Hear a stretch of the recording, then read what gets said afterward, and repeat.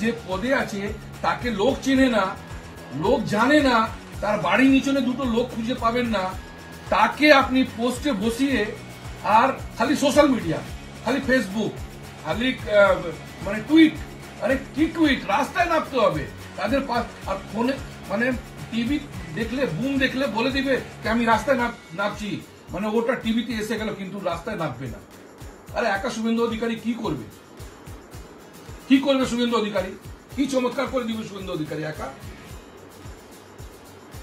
হাজার হাজার শুভেন্দু অধিকারী বাংলার তাড়াতে জন্য, টিএমসি কে তাড়াতে জন্য আপনাকে শুভেন্দু অধিকারী নিয়ে আসতে হবে। শুনুন, একটা খুব বড় ষড়যন্ত্র আছে। আমি তো আমার মনের ভিতরে কি জ্বালা হচ্ছে, 18টা না 30টা আসতো, কিন্তু যেটা মুখ সাজিয়ে সাজিয়ে আর যেটা সংগঠনের যেভাবে এখানে হয়েছে সেটা মানে আমরা বরদাস্ত করতে পারছি না। আমরা মানে ঘরে বসে নিজেকে বরদাস্ত করতে পারছি না।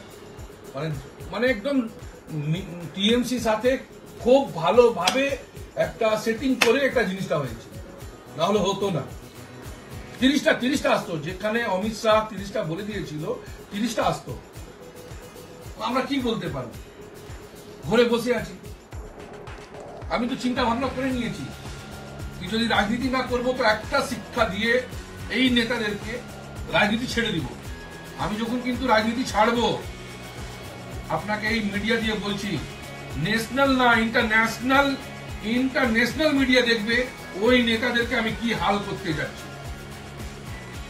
যে পার্টিতে থেকে পার্টিকে হারিয়েছে ওই নেতাদেরকে আমি যা করব, ভগবানের দিব্যি দিয়ে বলছি, মানুষ দেখবে না, ন্যাশনাল মিডিয়া মোদিজি দেখবেন, অমিত শাহ দেখবেন আমি কি করেছি, আর বুকটা ফুলিয়ে বলবো এটা ঠিক করেছি, যা করেছি বেশ করেছি। আর পার্টিটা কোনো রাজনৈতিক দল করব না।